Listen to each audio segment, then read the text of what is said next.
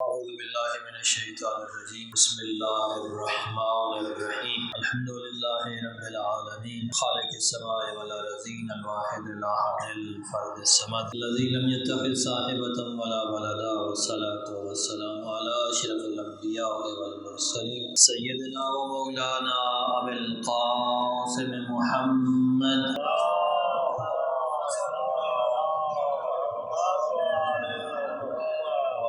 الطیبین الطاہرین المعصومین الذین اذهب اللہ عنہم الرجس وطہرہم تطہیرا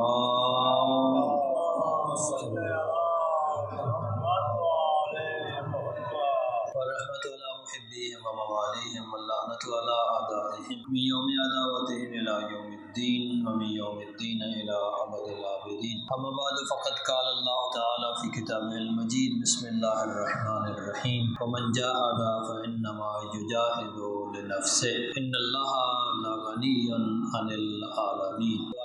رب العزت سے کہ وہ تمام مومنین کی عبادات و اطاعت کو اپنی بارگاہ میں منظور و مقبول فرمائے۔ پروردگار عالم ہمارے آخری وارث امام زمان کا جلد از جلد ظہور فرما، وطن عزیز پاکستان کو امن و سلامتی کو گہوارہ بنا، مومنین کو باہمی اتفاق و اتحاد عطا فرما۔ جو مومنین و مومنات بیمار ہیں پروردگار عالم سب بیماروں کو شفا یاب فرما۔ بالخصوص ایک عزیز چودھری عمران وال چودھری طارق شدید بیمار ہیں، پروردگار عالم صدقہ بیمار کربلا کا ان کو شفا کلی عطا فرما۔ صلوات پڑھیں۔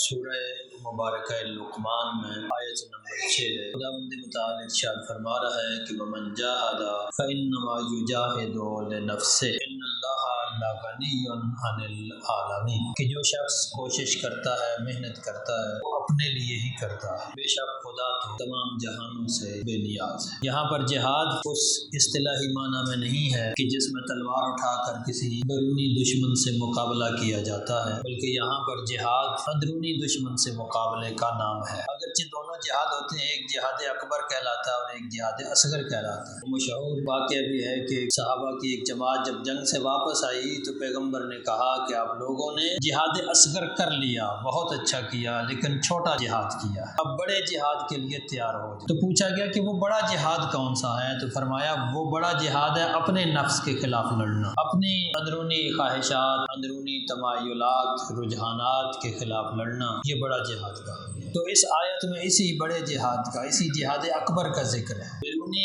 دشمن کے مقابلے میں لڑنا یقیناً ایک مشکل کام ہے، آسان تو وہ بھی نہیں ہے، اس کے لیے بھی تیاری چاہیے، جرت چاہیے، ہمت چاہیے، شجاعت چاہیے، حمیت چاہیے۔ بغیر شجاعت، بغیر حمیت کے، بغیر کوشش کے اور بغیر تیاری کے بیرونی دشمن سے مقابلہ بھی نہیں ہو سکتا۔ یعنی صرف شجاعت بھی کافی نہیں ہوتی بلکہ تیاری بھی ضروری ہے، صرف تیاری بھی کافی نہیں ہے، شجاعت بھی ضروری ہے۔ اس کے ساتھ ساتھ جو اندرونی دشمن سے مقابلہ ہے جو اس آیت کا موضوع ہے، جسے جہاد اکبر کہا گیا ہے، وہ اور زیادہ مشکل ہے۔ تو اگر اور زیادہ مشکل ہے تو پھر یقیناً اس کے لیے بھی تیاری چاہیے، اس کے لیے بھی آمادگی چاہیے اور اس کے لیے بھی شجاعت درکار ہے، اس کے لیے بھی حمیت درکار ہے، ہمت درکار ہے۔ یعنی ایسا ممکن نہیں ہے کہ بغیر شجاعت کے انسان اپنے نفس کے خلاف جنگ لڑ سکے۔ جہاد اصغر اگر شجاعت کے بغیر ممکن نہیں تو یقیناً جہاد اکبر بھی ممکن نہیں، کیونکہ یہ تو اس سے زیادہ مشکل جہاد ہے، یہ اس سے زیادہ بڑا جہاد ہے، تو اس کے لیے اور زیادہ شجاعت چاہیے۔ بیرونی دشمن کو مارنے کے لیے اگر ہمت اور جرت چاہیے تو اندرونی دشمن کو مارنے کے لیے اس سے زیادہ ہمت درکار ہوتی ہے۔ اور تیاری کی بات اگر کریں تو تیاری بھی اس سے زیادہ درکار ہے۔ البتہ تیاریاں مختلف ہوتی ہیں، بیرونی دشمن سے مقابلے کے لیے اس سے مناسب ماحول بنانا ضروری ہے، مناسب اسلحہ، مناسب جو ضروریات ہیں اس جنگ کی وہ تیار کی جاتی ہے۔ جو اندرونی دشمن ہے اس سے مقابلے کے لیے بھی انسان کو تیاری کرنی ہے، لیکن اس تیاری کے لیے جو ہتھیار ہیں یقیناً وہ اس ہتھیار سے مختلف ہے جو بیرونی دشمن سے مقابلے کے لیے تیار کیے جاتے ہیں۔ اس اندرونی دشمن سے مقابلے کا جو سب سے بڑا ہتھیار ہے، سب سے اہم ہتھیار ہے، وہ یہ ہے کہ انسان انسان خود کو خداوند متعال کے مقابلے میں جواب دہ سمجھے، یعنی اپنے اعمال کو صرف اس لیے انجام نہ دے کہ دوسرے لوگ دیکھ رہے ہیں، زمانہ دیکھ رہا ہے، بلکہ اس لیے کہ خدا دیکھ رہا ہے۔ سب سے پہلے اس کے لیے اپنے اندر یہ جذبہ پیدا ہونا ضروری ہے کہ خدا دیکھ رہا ہے۔ اچھا، جب خدا دیکھ رہا ہے تو اس کے بعد کیا معاملہ یہاں پہ آ کے ختم ہو جاتا ہے؟ یقیناً معاملہ یہاں پہ آ کے ختم نہیں ہوتا، بلکہ آگے بڑھتا ہے کہ جب خدا دیکھ رہا ہے تو پھر اپنے اعمال کا محاسبہ بھی ضروری ہے کہ میں جو کچھ انجام دے رہا ہوں، کیا یہ میرا عمل خدا کی بارگاہ میں قابل قبول ہوگا یا قابل قبول نہیں ہوگا۔ اسی لیے جو ائمہ اہل بیت کی تعلیمات ہیں، امام جعفر صادق علیہ السلام فرمان ذیشان ہے کہ کوئی شخص ہمارے لوگوں میں سے ہو سکتا ہے جو اپنا محاسبہ کرے، ہر روز اپنا محاسبہ کرے اور دیکھے کہ اگر کہیں خطا کی ہے تو اس خطا کی معافی مانگے، اور اگر اچھائی کی ہے تو اس اچھائی پر باقی رہنے کا عزم کرے۔ تو جہاں یہ تیاری کے لیے یہ جذبہ پیدا کرنا ہے کہ خدا دیکھ رہا ہے، پھر اس کے ساتھ محاسبہ کرنا ہے، اپنا حساب و کتاب رکھنا ہے کہ کتنے اعمال اچھے کیے ہیں اور کتنے برے کیے ہیں۔ پھر اس کے ساتھ ساتھ اگر کسی مقام پر انسان یہ محسوس کر رہا ہے کہ میرے اندر کوئی خامی ہے اور اس خامی کو میں دور نہیں کر پا رہا ہوں، تو اس کے مختلف پھر علاج بتائے ہیں اولیاء کرام نے، علماء عظام نے مختلف علاج بتائے ہیں کہ مثلا اپنے اوپر کوئی شرط باندھ لے۔ البتہ یہ ذہن میں رکھنا ہے کہ جو شرط باندھے وہ اپنے اس شریعت کے دائرے کی حدود میں ہونی چاہیے، اس سے باہر نہیں ہونی چاہیے۔ کہ شرط باندھ لے کہ اگر میں یہ فلاں کام نہ کر سکا تو پھر میں مثلا 3 روزے رکھوں گا۔ روزہ رکھنا اچھا ایک شرعی عمل ہے، لیکن ساتھ ساتھ میں نفس کے لیے تھوڑا سا مشکل آفرین تو ہے نا، 14-15 گھنٹے بھوکا رہنا آسان تو نہیں ہوتا، 2-3 دن روزے رکھ لے مثلا، یا کوئی اور اس طرح کی مشقت آور عبادت اپنے اوپر لازم کر لے کہ اگر میں نے فلاں گناہ کیا تو پھر اس کے بعد میں فلاں کام کروں گا، فلاں عبادت سخت عبادت کروں گا یا روزے رکھ لوں گا۔ اپنے آپ کو اذیت اس طرح کی نہیں دینی کہ جو شریعت میں جائز نہیں ہے۔ یہ نہ کہے کہ میں اپنے آپ کو ماروں گا، اس طرح کا کام نہیں کرنا، یعنی ایسا کام شریعت کے دائرے میں رہ کر ہی کرنا ہے، لیکن جو مشقت آور سخت مشکل کام ہے وہ کر لے۔ میں 10 مسکینوں کو کھانا کھلاؤں گا، 60 مسکینوں کو کھانا کھلاؤں گا اگر میں نے فلاں گناہ آئندہ کیا، تو یہ ایک طرح سے اس تیاری کا حصہ بن جاتا ہے کہ اپنے اوپر یہ چیزیں لازم قرار دیں کہ ومن جاہد فانما یجاہد لنفسہ ان اللہ لغنی عن العالمین۔ اپنے لیے کرنا ہے جو کچھ کرنا ہے۔ خداوند متعال تو بے نیاز ہے، تمام جہانوں سے بے نیاز ہے۔ خدا کی جو بے نیازی ہے وہ بھی 2 طرح کی ہے، اس کا غنی ہونا، ایک اس کا غنی ہونا ہے غنی بالذات ہے۔ غنی بالذات کا مطلب یہ ہے کہ وہ تمام مخلوقات کے لیے علت ہے، تمام مخلوقات کا ایجاد کرنے والا ہے، وجود عطا کرنے والا ہے، تمام مخلوقات کو بنانے والا ہے، لیکن اس کو کوئی بنانے والا نہیں ہے، لہذا وہ اپنے وجود میں کسی کا محتاج نہیں ہے۔ جب وجود میں محتاج نہیں ہے تو وہ اپنی صفت میں بھی کسی کا محتاج نہیں ہے، یعنی اس کو خلق کرنے کے لیے نہ کسی اور چیز کی ضرورت ہے، نہ اس کو رزق دینے کے لیے، نہ اس کو اپنی رحمت کا اظہار کرنے کے لیے، نہ ہی اس کو اپنی قہاری و جباری کے اظہار کے لیے، نہ ہی غفور و رحیم بننے کے لیے۔ وہ کسی اور کا محتاج نہیں ہے کسی بھی حوالے سے، وہ ہر لحاظ سے بے نیاز ہے۔ تو ایک تو اس کی بے نیازی ہے ذاتی،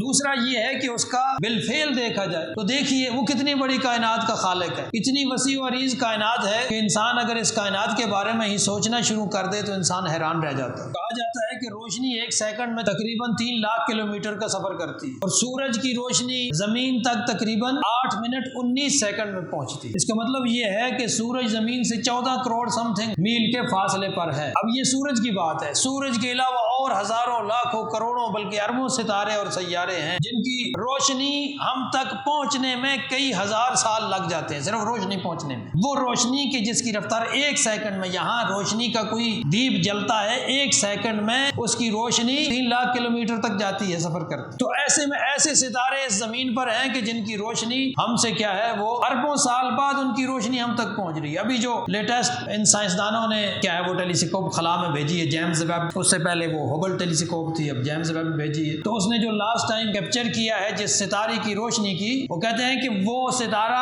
13.6 ارب سال پہلے شاید وہ روشن ہوا تھا، جو اب اس نے کیپچر کی ہے 13.6 ارب سال پہلے، یعنی 13.6 ارب یہ روشنی کا حساب ہے۔ تو اتنے اربوں سالوں، روشنی کے اربوں سالوں پر یہ کائنات پھیلی ہوئی ہے، تو اگر ہم زمینی فاصلوں کا حساب کریں ہماری عقل عاجز آ جائے گی، ہم وہ حساب نہیں کر سکیں۔ اتنی وسیع و عریض کائنات کا خالق ہے، اس کائنات کو چلانے کے لیے اسے بے نیازی کی ضرورت تو ہے ہی ہے، ہماری پھر انسانوں کی اس کے لیے کیا حیثیت رہ جاتی ہے؟ لہذا ہمارا اس کے آگے جھکنا نہ جھکنا اس کی ذات کے لیے برابر ہے کہ جو اتنی بڑی کائنات کا خالق اور مالک ہے، ایک انسان اس کے سامنے اگر نہیں جھکے گا، اس کی عبادت نہیں کرے گا، اس کی بات نہیں مانے گا، تو اسے کوئی فرق نہیں پڑتا۔ سورج کی مثال لے لیں، سورج چمک رہا ہے، سورج کی روشنی پوری زمین کو منور کر رہی ہے، ایک بندہ زمین کے اندر گھپ اندھیرے میں جا کے چھپ جائے، سورج سے روشنی نہ لینا چاہے تو سورج کو کوئی فرق پڑتا ہے؟ ذرہ برابر بھی اسے فرق نہیں پڑے گا، اس نے تو اپنی روٹین کے مطابق جیسے روزانہ طلوع و غروب کا سلسلہ ہے وہ جاری رہے گا۔ سورج کا اس کی روشنی دوپہر کے وقت تیز روشنی ہوتی ہے تو شدید نقصان دہ بھی ہوتی ہے، ترچھی روشنی پڑتی ہے تو سائنسدان کہتے ہیں اس میں فائدہ بھی ہے، انسانوں کے لیے بھی جانوروں کے لیے بھی وٹامن ڈی حاصل ہوتی ہے جب ترچھی روشنی پڑ رہی ہو صبح کے وقت اور شام کے وقت۔ لیکن اگر کوئی دھوپ میں نہ نکلے، اندر بیٹھا رہے تو اس کو کوئی فرق پڑتا ہے؟ اسے کوئی فرق نہیں پڑتا۔ تو ایسے میں وہ جو ان تمام چیزوں کا خالق ہے اسے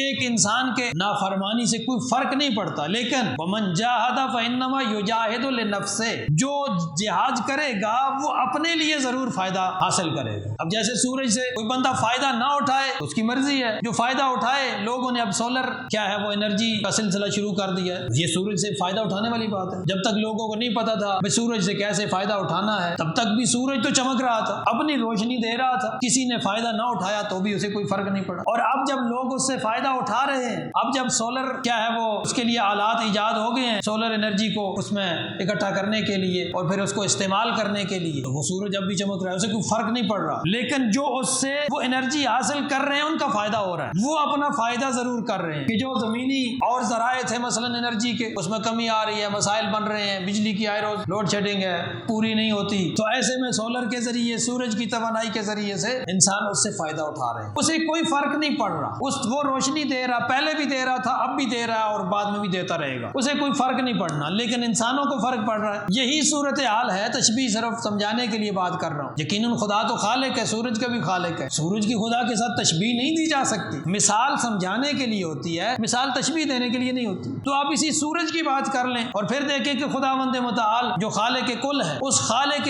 کل کی ہستی کو دیکھیں کہ ایک انسان اس کے سامنے جھکتا ہے تو وہ گویا اس کی انرجی کو اپنے اندر بھرنے کی کوشش کر رہا، اس طاقت کو اپنے اندر اکٹھا کرنے کی کوشش کر رہا ہے، اس کی صفات کو اپنے اندر لانے کی کوشش کر رہا ہے، تو یہ اس کا اپنا فائدہ ہے، کسی اور کا نہیں ہے، خدا کا نہیں ہے۔ خدا کو نہ کوئی فائدہ ہے اس سے تو نہ ہی کوئی نقصان ہے، نہ کرے گا انسان تو اسے نقصان نہیں ہے، اسے فرق ہی نہیں پڑتا۔ نقصان تو لفظ ہماری تعبیر ہے نا، اسے فرق ہی نہیں پڑتا کیونکہ غنی لغنی عن العالمین، وہ غنی ہے، بے نیاز ہے۔ تو جب اسے فرق نہیں پڑتا تو پھر انسانوں کو یہ سوچنا چاہیے کہ ہم جب خدا کی عبادت کرتے ہیں یا اس کے احکام کی بجا آوری کرتے ہیں تو وہ کس لیے کرتے ہیں؟ وہ اپنے فائدے کے لیے کرتے ہیں۔ یہ جو عبادات ہیں، یہ جو خدا کے سامنے جھکنے کا ذریعہ ہے، یہ اس خدائی انرجی کو اپنے اندر بھرنے کی کوشش اور کاوش کا نام ہے۔ اور جب انسان اب دیکھیے سولر جو وہ بیٹریز بنائی جاتی ہیں، سولر کے ذریعے سولر کی وہ پلیٹیں ہوتی ہیں، پھر اس کو بیٹری کے ساتھ جوڑا جاتا ہے، وہ سورج کی اس انرجی کو جذب کر کے اکٹھا کر کے اس بیٹری کے اندر اسے اکٹھا کر لیا جاتا ہے، پھر اس کے ساتھ آؤٹ پٹ والی جو دوسری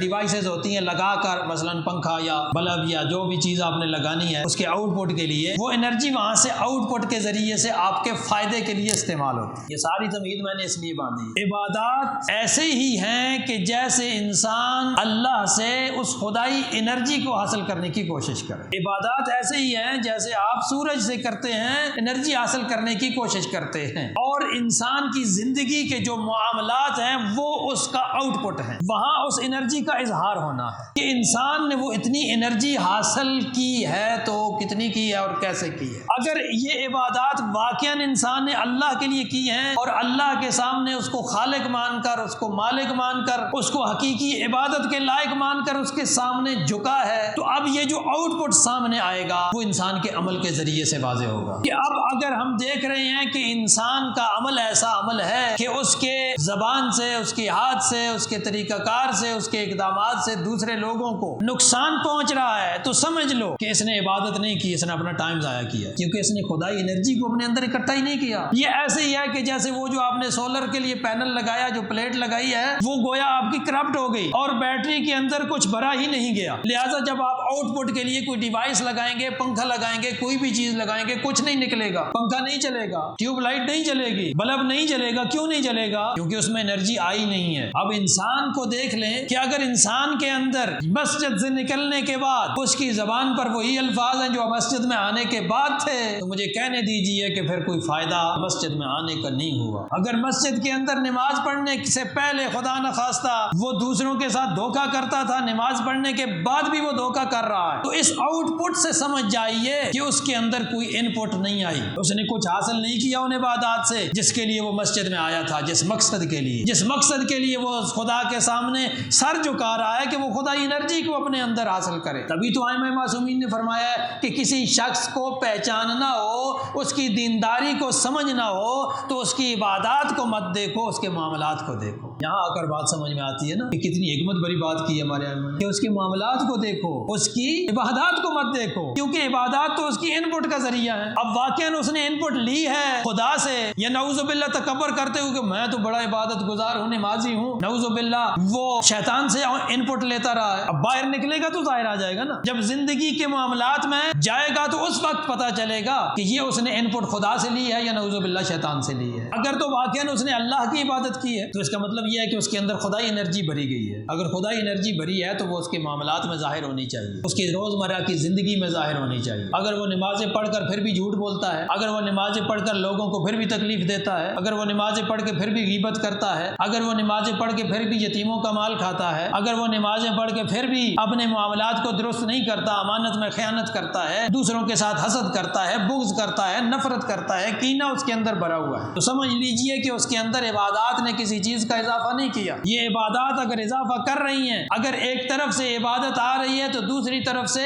کینہ اور نفرت باہر نکلنا چاہیے۔ اگر ایک طرف سے عبادت اندر آ رہی ہے تو پھر دوسری طرف سے بغض، حسد، یتیموں کا مال کھانا، گالیاں دینا، غیبت کرنا، برا سلوک کرنا، لوگوں کو اذیت اور تکلیف دینا، تفرقہ ڈالنا، یہ دوسرے راستے سے نکل جانا چاہیے۔ اور اگر یہ نکل جائیں تو پھر معاملات سے پتہ چل نہیں جائے گا انسان۔ جب روزمرہ کے معاملات میں انسان آتا ہے تو اس وقت یہ بات واضح ہو جاتی ہے کہ انسان نے کیا کچھ اپنے اندر بھرا ہے، کتنا ان پٹ اس نے لیا ہے، اس کے آؤٹ پٹ سے ظاہر ہو جائے گا۔ اسی لیے فرمایا ہے امام جعفر صادق علیہ الصلوۃ والسلام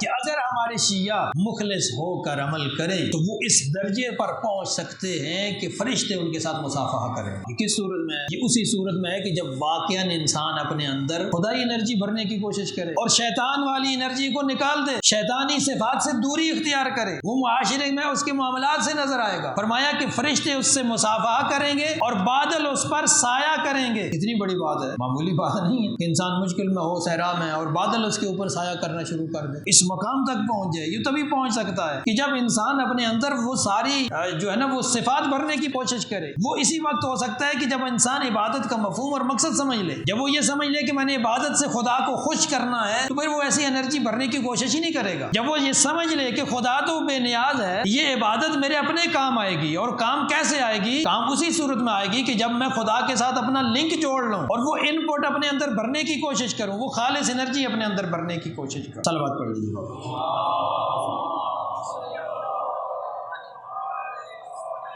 تو جب انسان اس مقام پر آ جاتا ہے کہ وہ اپنے اندر خالص خدائی لنک کو جوڑ لیتا ہے تو اس کے اندر سے وہ بری صفات خارج ہو جاتی ہیں اور نیک صفات اس کے اندر داخل ہو جاتی ہیں۔ وہ نیک صفات صرف پھر عبادت میں ظاہر نہیں ہوتی، صرف نماز میں ظاہر نہیں ہوتی۔ نماز ان صفات کو حاصل کرنے کا ذریعہ ہے، ان صفات کا ظہور ہوگا انسان کے معاملات میں۔ اس نیکی کا پتہ چلے گا اس کے معاملات کے ذریعے سے۔ اگر اس کے معاملات ٹھیک ہو گئے ہیں تو پھر وہ سمجھ لے کہ اسے اس عبادت کا مقصد حاصل ہو رہا ہے، اور اگر عبادات ٹھیک نہیں ہوتے تو پھر یقیناً وہ اس مقصد کو خدا نخواستہ ضائع کر رہا ہے۔ خداوند متعال سے یہ دعا ہے کہ خدا ہم سب کو صحیح معنوں میں اس عبادت کا مفہوم سمجھنے اور اس خدائی انرجی کو حاصل کرنے کی کوشش کرے۔ اور اس کے ساتھ ساتھ ایک مومن کے لیے دعا کا کہا گیا ہے۔ ایک مومن چودھری عمران چودھری طارق شدید بیمار ہیں، پروردگار عالم سے دعا ہے کہ پروردگار عالم چودھری عمران کو اور دیگر جتنے بھی مومنین مریض ہیں پروردگار عالم صدقہ بیمار کربلا کا سب کو شفا یاب فرمائے۔